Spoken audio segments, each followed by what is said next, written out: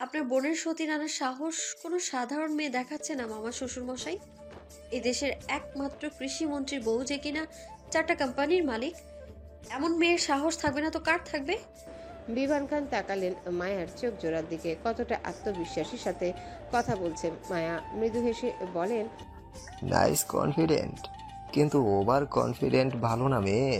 মায়া এবার ভিলেনি হাসি দিয়ে বলে, যে কনফিডেন্ট রেখে জীবনের শেষ বয়সে এসেও সফলতা অর্জন করা যায় না, ওই কনফিডেন্ট ভালো নাকি সেই কনফিডেন্ট ভালো যেটাতে চুটকি মেরে সফলতা অর্জন করা যায়? বিভান খান কিছু বললেন না। রাজিয়া এসে মায়াকে জড়িয়ে ধরে বলে, তুমি রাজের বউ, আমার রোহিণীর বৌমা, একদম রোহিণীর মতো সাহসিকতা। সেই সাথে দাম্ভিকতাও আছে মেয়েটার। বিভান খানের কথা শুনে মায়া মৃদু হেসে বলে, আমি আমার শাশুড়ির মতো সাহসী আর দাম্ভিকতা বজায় রেখে চলি বলেই তো আমার মন্ত্রীমশাই আমাকে মায়াবতী রূপে গ্রহণ করেছে। মালিনী দৌড়ে এসে বিভান খানের সামনে দাঁড়িয়ে বলে, ভাইয়া তুমি এসেছো, আমাকে এখান থেকে নিয়ে যাও। আমার দিন একদম খারাপ যাচ্ছে। প্রথমে হিয়াকে হারিয়েছি, এখন সোনালীকে পাওয়া যাচ্ছে না। আমার সংসার ভাঙতে চললো। আমি থাকবোই না এমন সংসারে। তালাকের ব্যবস্থা করো দ্রুত। মাহমুদ সর্দার খুকখুক করে কাশলেন। মায়া ফিচেল হেসে বলে, এরপরেও বলবেন যে আমি আমার শ্বশুরকে আরেকটা বিয়ে দিতে পারবো না? শ্বশুরের যদি তালাক হয়ে যায় তাহলে তার আরেকটা বিয়ে কেন দেব না আমি? শোনো মেয়ে, তুমি ছোট মানুষ, তাই অনেক কিছুই জানো না। আমার বোন অনেক কষ্ট সহ্য করেছে জীবনে। আর আমার শ্বশুর, সে কি আনন্দে প্রতিটা দিন ঈদ পালন করেছেন? সে পুরুষ মানুষ, তার জীবনটা শক্ত মনের করে কেন কোনো রকমে কাটালো? মানে মানে কি সব মিটমাট? আজও সে তার কষ্ট ভুলতে যায় কবরস্থানে, সেখানেই মাঝে মাঝে স্থির চোখে নিজের বাবা আর বউয়ের কবরটা দেখে মনকে শান্তি দেয়। একবারও ভেবেছেন কেউ এটা কতটা কষ্টকর একটা মানুষের জন্য? সবাই নীরব দর্শকের মতো মায়ের কথা শুনল। রুদ্র পরিস্থিতি সামলে দিতে এগিয়ে এসে বলে, হাই, আমি রুদ্র। বিভান খান এবার রুদ্রের সাথে সাক্ষাৎ করেন। রুদ্র বলে, বসে কথা বলি আমরা। মুন্নি, নাতাশা, আনো গেস্ট এসেছে। সার্ভেন্টকে কথাটা বলেই বিভান খানকে বসতে বলে রুদ্র। বিভান খান সোফায় বসতেই বাকিরাও নিজ জায়গা বসে। মায়া বসলো আলিশান আসনে। বিভান খান সেদিকে চোখ রেখে বলেন, এখানে নাকি মোহনা বসার অধিকার রাখে? মোহনা তো শুনলাম ফিরেও এসেছে, কোথায় সে? মায়া ম্লান হেসে বলে, ভাবি আসার পর ননদের স্থান কি এখানে আর থাকে বলুন? আমি এসেছি তো তাই আমার ননদ এই আসনের অধিকার হারিয়েছে। এখন এই আসনের রাজার একমাত্র রানীর। বিভান খান কথাগুলোতে পাত্তা না দিয়ে রুদ্রের দিকে তাকিয়ে বলেন, হায়ার এডুকেশন কমপ্লিট করেছে শুনলাম, এখন কি করো তুমি? যে স্টাডি কমপ্লিট করে এখন আমি টোটো কোম্পানি চালাই। এমন মুহূর্তে পিক করে হেসে দেয় যারা। রাজিয়া নিজেও একটু হাসি। মালিনী চোখ দিয়ে ইশারা করে বুঝিয়ে দেয়। এই পরিবার সব এক, রক্তের দোষ আছে তো। বিভান খান হালকা হেসে ভদ্রতার সাথে বলেন, তাহলে এবার নিজের মতো কিছু করো। এই যেমন রাজ নিজের রাজনীতিকে বেছে নিয়েছে, বীর মাফিয়া জগৎ বেছে নিয়েছে রাজের সাথে থেকে দেশের সেবা করতে। তোমার ভাই আদ্রও তো নাম করা সার্জেন্ট, তুমিও এমন কিছু একটা করে সুনাম অর্জন করো। জি, এটার আশাতেই আছি। একদিন এমন একটা কাণ্ড ঘটিয়ে দিব যেন আপনারা সবাই ঝটকা খেয়ে আমার সুনাম করেন। তুমি চাইলে তো তোমার বাবার ব্যবসা দেখতে পারো, এভাবে বেকার থাকলে নিজেরই তো খারাপ লাগবে। আমার কর্মক্ষমতা সম্পর্কে অবগত থাকার কারণে আমার বাবা তার ব্যবসা আমাকে দিতে চায় না। বলা তো যায় না পুত্র হয়ে আমি কখন বাবার ব্যবসা লালবাতি জ্বালিয়ে দেই। আপনি চাইলে আমি আপনার ব্যবসায় যোগ দিতে পারি। আপনার তো দেখছি আমার উপর আস্থা আছে। আপনার ব্যবসায় ঢুকলে আমি কিছু শিখতেও পারবো আর কিছু জানতেও পারবো। রুদ্রের কথা শুনে মৃদু হাসলেন বিভান খান। রুদ্র যে কিছু ইঙ্গিত করেছে এটা বুঝলেন না তিনি। মায়া একটু বুঝলো, সাথে যারা, তাই তারা চোখাচোখি করছে। রাজ ও বীর এসেছে এর মাঝে। দুজনে এসে দুজনের বইয়ের চোখের দিকে চোখ রাখে। রাজ মায়াকে দেখে বীরের উদ্দেশ্যে বলে, জট পাকিয়ে তোলার আগে জট ছাড়ার ব্যবস্থা করো ভাই। এই বয়সে এসে আমি আমার বাবার ডিভোর্স দিতে চাই না। আমাদের বউদের মতলব কিন্তু ভালো না। তোর বউকে তুই সামলা, আমার বউ ঠিকই আছে এখনো। জানি না ভিতরে ভিতরে কি পাকাচ্ছে। বীর যখন রাজিয়ার দিকে চোখ রাখলো, চোখটা যেন একটু ভিজে এলো। কণ্ঠ নরম করে বলে, মা, সবাই রাজ বীরের দিকে চোখ রাখলো। রাজিয়া ছুটে এসে বীরকে জড়িয়ে ধরে বলে, মাকে তো দেখার ইচ্ছা করেই না, আমাকে একেবারে ভুলে গেলি। মাকে কি ভোলা যায়? জানোই তো, আমার কাজের প্রয়োজন ছাড়া দেশের বাইরে যেতে ইচ্ছা করে না। দাদুর স্মৃতি আঁকড়ে ধরে রাখতে আমার ভালো লাগে। দাদুর খুনিকে আমি বের করতে এখনও ব্যস্ত। এখন তো আবার আমার মন্ত্রী, লাইফ রিস্ক চারিদিক থেকে। তার বৌমা খুশির সংবাদ দিয়েছে, চারিদিক থেকে শত্রুদের নজর লেগেছে তো। রাজিয়া হালকা হেসে বলে। আমার বৌমা কোথায়? বীর চোখের দৃষ্টি দিয়ে দেখলো জারাকে। জারা এগিয়ে আসছে। রাজিয়া তাকালো জারার দিকে। গোলাপি রঙের লম্বা গোল জামা, হাতা কাটা আর ওড়না এক কোণায় ঝুলানো। ছোট চুলগুলো স্ট্রেট হয়ে আছে, চোখটা একটু ঘোলা। মুখে মেকআপ আছে, সাথে সাথে আছে চোখে কাজল ও ঠোঁটে হালকা নুট কালারের লিপস্টিক। রাজিয়া খুশি হয়ে হাত এগিয়ে দিল। যারা হাতটা ধরে রাজিয়াকে জড়িয়ে ধরে।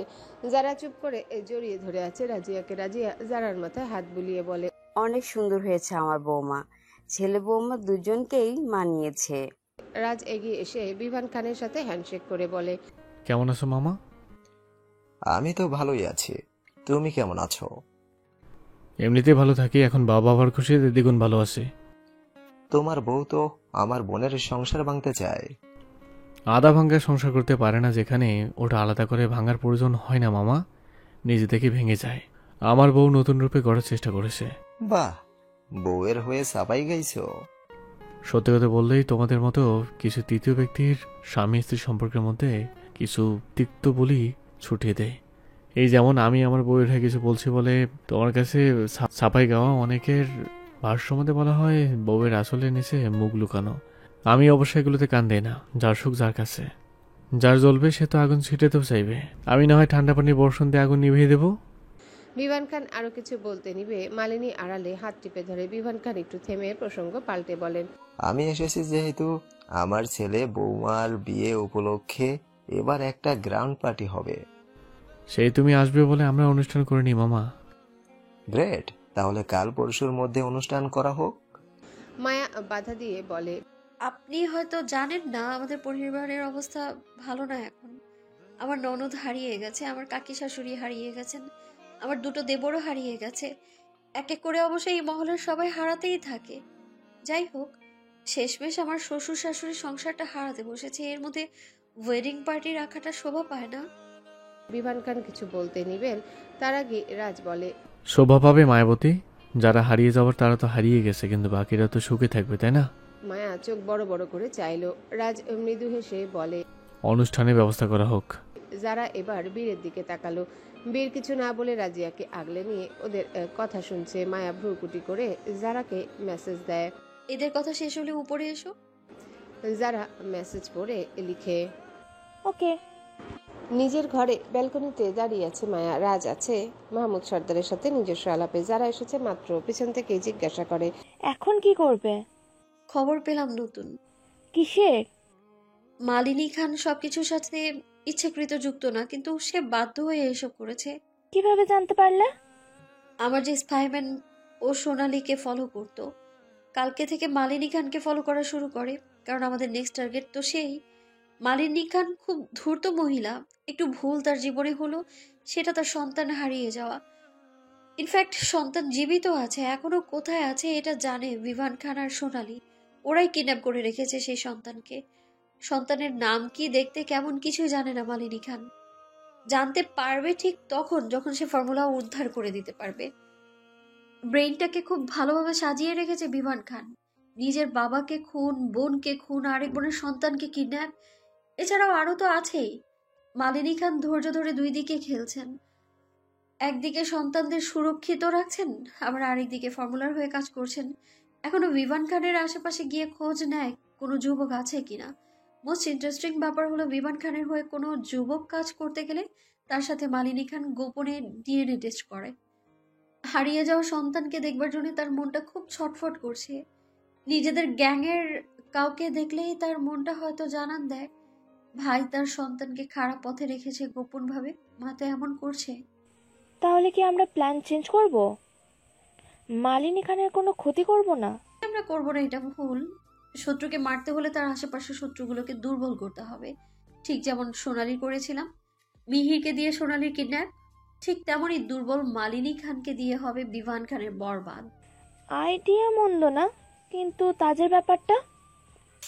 আমি বুঝতে পারছি না তাজের খোঁজ চলছে যেখানে মন্ত্রীমশাই কিভাবে বিয়ের অনুষ্ঠান করে। মিলির অবস্থাটাও তো ভালো না, সিয়াও এখন এক কোণে পড়ে আছে কষ্টে। এগুলোর রাজনীতির এক একটা চাল। তোমার মন্ত্রীমশাই একজন মন্ত্রী, তাকে বুদ্ধি দিয়ে খেলতে হয়। পারিবারিক সমস্যা দেখিয়ে যদি নিজেকে দুর্বল রাখে তাহলে বিরোধী দল হামলা করবে। মনে আছে তো, সামান্য বুকে গুলি লাগার পরপরই কিন্তু শাওমির রাজকে দুর্বল ভেবে তার ভাইকে কিডন্যাপ করা হয়। এটাই হলো শত্রু দলের উদ্দেশ্য। ওরা সুযোগ খোঁজে কখন একটা দুর্বল স্থান পাবে আর সেই বরাবর আঘাত করবে। এখানে হয়তো এমনটাই হয়েছে। সুবিধা কিন্তু আমাদের। আমরা এই সুযোগেই দাদুর ঘর খুঁজবো। সম্ভব না যারা, সিসি ক্যামেরা লাগানো আছে ঠিক দাদুর ঘর বরাবর আর হল রুমে। মায়া একটু থেমে আবারও বলে, আচ্ছা তাহলে আমরা যে সোনালীকে কিডন্যাপ করিয়েছি এটাও তো ধরা পড়ার কথা। তাহলে কি আমরা ধরা পড়েছি? এই জন্যেই কি বিমান খান আজকে শান্ত ছিল যে আম, সোনালী আমাদের কাছে আছে বলে কোনো চিন্তা নেই, এই অনুষ্ঠানের সুযোগ বুঝে সোনালীকে উদ্ধার করবে সে? হতেও পারে, কিন্তু এমনও হতে পারে যে ফুটেজ এখনো কেউ চেক করেনি, অথবা ফুটেজ শুধু মালিনী খান আর সোনালি জানে, আর কেউই না। কারণ সব দেখার পরও আমার ওপর হামলা আসতো, বিশেষ করে রুবির ওপর। আমরা সকলেই কিন্তু সুরক্ষিত এখনো। ওই বিভান খান অন্তত রুবিকে হামলা করতো, এটা যখন করেনি তার মানে ফুটেজ অন্য কেউ সরিয়েছে যে আমাদের ভালো চাও, অথবা তারও কিছু চাওয়া পাওয়া আছে। কে হতে পারে সে? জানি না, কিন্তু বের করতে হবেই। এক এক করে সবাইকে শেষ করে দিব। যারা আমার মাকে অত্যাচার করেছে কাউকে ছাড়বো না আমি। ওই সোনালীর সাথে মিলে মোহন সর্দার আমার মাকে অত্যাচার করেছে, আমার মাকে স্ত্রীর মর্যাদা দেয়নি, সে কালো বলে হেও করতো। এমনকি আমার বোন যখন আমার মায়ের গর্ভে, সেই অবস্থায় রাতেবেলা অসহায়ের মতো কান্না করে মা। স্বামী হিসেবে একজন গর্ভবতী বউকে দয়া দেখায়নি লোকটা। বাবা হয়ে আমার দিকে মুখ ফিরে তাকালো না। গর্ভে থাকা বোনটাই রাজপ্রাসাদে না হয়ে রাস্তায় হলো। আমার এত ভালো পরিচয় থাকতেও আজ এতিম আমি। মায়ের চোখ জলজল করছে। জায়া হাতটা এগিয়ে মায়ের কাঁধে রাখলো। দুজনের মাঝে নীরবতা। এর মধ্যেই শুনতে পায়, আমাদের অনাথ হবার পেছনে আমাদের বাবাই দায়ী। আমাদের বাবার কেউ না, ওই মোহন সর্দার। ময়ের কথা শুনে অবাক হয়ে পিছনে ফিরল মায়া। চোখ ভেজা, ফুলে ওঠা পেটে হাত দিয়ে রেখেছে, গা কাঁপছে একটু একটু। মায়া এগিয়ে এসে জড়িয়ে ধরে। মৌ কান্না করে বলে, বলো না আপু, আমি কি ভুল কিছু শুনেছি? মায়া মিথ্যা বলতে পারল না, মাথা দুলিয়ে ঝুঁকিয়ে দিল। হ্যাঁ। ময়ের পাল্টা প্রশ্ন, কেন করলো লোকটা এমন? কারণ তার ওই সময় সৌন্দর্যের প্রতি চাহিদা বেশি ছিল, তাই। আমাদের মায়ের কারণে যে লোকটা তার ব্যবসা দাঁড় করালো, এটা মনেই রাখলো না সে। স্বার্থ শেষ, মার মর্মটাও শেষ। এরপর ওই কালনাগিন সোনালি হাজির হয়। সে এসেই সব অশান্তি শুরু হয়। কর্মফল ভোগ করতে হয় বোন। আমরা তো শাস্তি দিব, কিন্তু ওই লোকটা এমনিতেও দ্বিতীয় সংসারে সুখে নেই। জানিস তো, এতদিন আমি তাকে শাস্তি না দিয়ে কেন বসেছিলাম? কারণ তার এই ব্যর্থ জীবন আমায় তৃপ্তি দেয়। কোনো সন্তানের কাছে বাবার ব্যর্থতা তৃপ্তির হতে পারে না। একমাত্র আমার মতো মা হারানো মেয়েই পারে বাবার ব্যর্থ জীবন দেখে চোখ জুড়িয়ে দেখতে। লোকটা সম্পত্তি বলেও এখন কিছুই নেই, আমার মন্ত্রীমশাই কিনে নিয়েছে, তাও ব্যবসা দাঁড় করাতে পারছে না। এগুলো দেখতে থাকলে কি আর মন চায় আলাদা কিছু এত দ্রুত করতে? আমিও তো এই লোকটাকে তিলে তিলে শেষ হতে দেখছি। শান্তি লাগছে খুব আমার, অনেক অনেক শান্তি লাগছে তার এই কুড়ে কুড়ে শেষ হওয়া দেখতে। জানিস বোন, তুই যখন মায়ের গর্ভে ছিলি, তখন ওই লোকটা আমাদের মায়ের চুলের মুঠি ধরে ঠিক এইখানটায় হিচড়ে ধরে চাবুকের আঘাত করে। আমি তখন ওই লোকের পা ধরতাম, অনুরোধ করতাম, মাকে ছেড়ে দিতে বলতাম, কিন্তু শুনতো না সে। বরং মালিনী খান আর সোনালি এসে আমায় টেনে নিয়ে যেত, তাজকে দেখিয়ে মন্ত্রীমশাই সাজিয়ে আমাকে আঘাত করাতো। সবাই টেবিলে বসলে মা বসতো নিচে, মালিনী খান প্লেট ছুড়ে দিত তার সামনে, খাবারের প্লেটটাও মা পেত অনীহার সাথে। আর কিছু শুনতে চাস তুই? মাথা নাড়িয়ে বলে, আমি সহ্য করতে পারছি না আপু, উনি এত খারাপ, আমাদের কপাল এত খারাপ। আমাদের বাবা আমাদের মাকে এত আঘাত করতো, লোকটার রূপ গুণের এত পাগল। গুণ না বল, শুধু রূপ আর আধুনিক চলাফেরা। যেখানে পার্টি করা হয়, মাস্তি করা হয়, ওই জীবনটাই তো সে চেয়েছিল। সবকিছুর শেষ প্রকৃতি তাকে দেখিয়ে দিল। আজ তার অহংকার নেই, আজ তার সেই সুন্দরী বউ কাছেও নেই, আর তার অহংকার করা সন্তানটাও নেই। দেখতে ভালো লাগছে না ওনাকে এইভাবে শেষ হতে দেখতে? বল। আমার কিন্তু খুব ভালো লাগছে, কারণ আমি মায়ের কষ্টটা নিজ চোখে নিজের সামনে দেখেছি।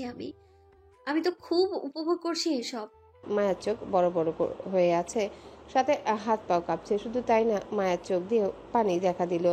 ঠোঁটে হাসি, ভয়ানক হাসি। এই হাসির সাথে কথা বলতে দেখে মোয়ের ভয় বাড়ছে। হ্যাঁ, তার বোন একটু রাগী, কিন্তু এমন সাইকোরূপ কখনো দেখেনি।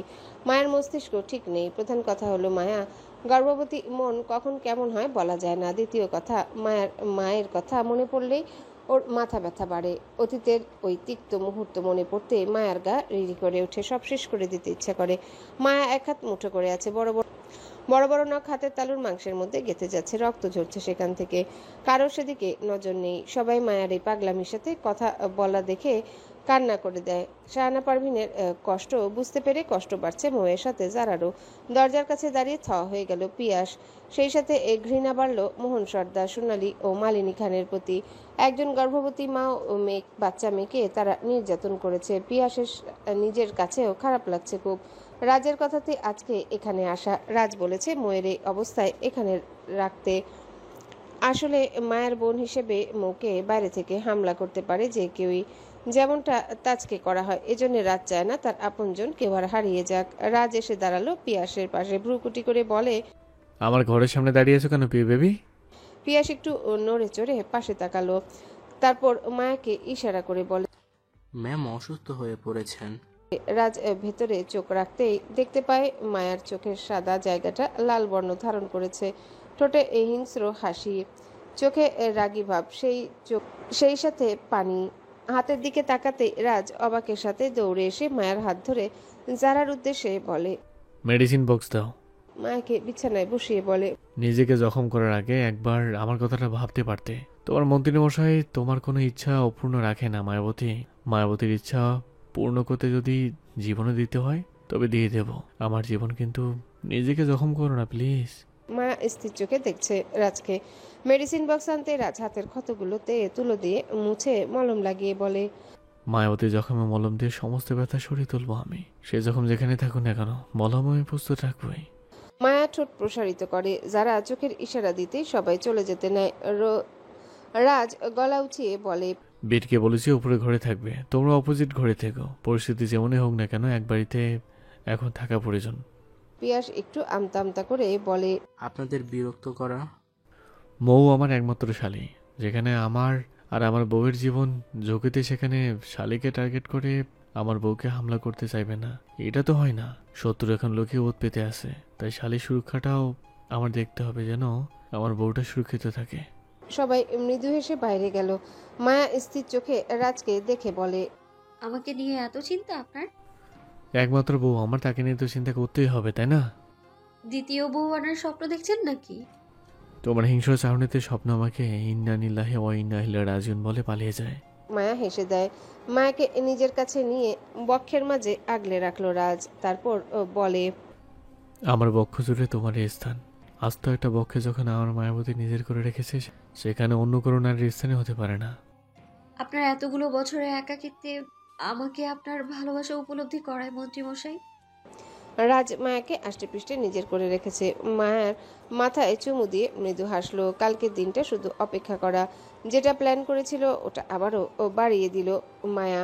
রাজ চুপিসারে সোজা পথে এগিয়ে মায়াকে সারপ্রাইজ দিত। এটা যখন হলো না, আর একটু অপেক্ষা করুক। আজকে বীর জারার বিবাহ উপলক্ষে বড় করে অনুষ্ঠান করা হচ্ছে। বীরকে কালো স্যুট বুট পরানো হয়েছে। একটা ভালো দামি শেরওয়ানি দিতে চেয়েছিল বিভান খান আর রাজ দুজনকেই, কিন্তু বীর নাকচ করে। জারাকে গাঢ় খয়েরি রঙের লেহেঙ্গা পরানো হয়েছে, মাথায় অর্ধেক ঘুমটা ও এক কোনায় ঝাপটা টিকলি, গলায় ডায়মন্ডের হার ও কানে ম্যাচিং করে দুল, হাতে খান বংশের বালা, সাথে চুড়ি। পার্লার থেকে এসেছে মাত্র কমিউনিটি সেন্টারে। এসেই মায়ের দিকে চোখ গেল জারার। গাঢ় নীল রঙের শাড়ি পরেছে, চুলগুলো নিচ দিয়ে কোকড়ানো, চোখে গাঢ় কালো চিকন করে কাজল, আর ঠোঁটে গাঢ় গোলাপি লিপস্টিক দেওয়া। হালকা গহনা আছে যেগুলো ডায়মন্ডের। অবশ্য এগুলো মন্ত্রীর বউ একজন বিজনেস ওম্যান হবার সুবাদে। জারার কাছে এসে মায়া দাঁড়াতে জারা বলে, গার্ড রেডি আছে তো? আমি কিন্তু পাঠিয়ে দিয়েছি অনেক আগেই। হ্যাঁ, সবার চোখ ওই বিভান খানের দিকে। তুমি চিন্তা করো না, বিভান খান কোথাও যেতে পারবে না, গেলেও আমাদের গার্ড দেখে রাখবে। আমার স্পাইম্যান তো আছেই বাইরে। যারা হাফ ছাড়লো, মৌ এক দৃষ্টিতে তাকিয়ে আছে মোহন সর্দারের দিকে। এই লোকটা তার বাবা তার মাকে অবহেলা করেছে ভাবতে এর তিক্ততা আসে। মিলিয়ে আগের তুলনায় একটু ভালো আছে, সাথে সিয়াও, কিন্তু আদ্র নেই এখানে। ওর এমার্জেন্সি একটা সার্জারি আছে। সবাই মোটামুটি আনন্দের সাথে আছে। মোহন সর্দারকে সামনে রেখেছেন মাহমুদ সর্দার। জানিয়েছেন মিহিরের খোঁজ করা হচ্ছে, সেই সাথে সোনালীর। মোহন সর্দার আস্থা পাচ্ছেন না। হিয়া ও তাজ যেখানে নিখোঁজ সেখানে ওদেরকে কিভাবে পাবে? মোহন সর্দারের সামনে এসে মায়া বিদ্রুপের হাসি দিয়ে বলে, বউ আর সন্তান হারিয়ে যাবার কষ্ট হচ্ছে আপনার?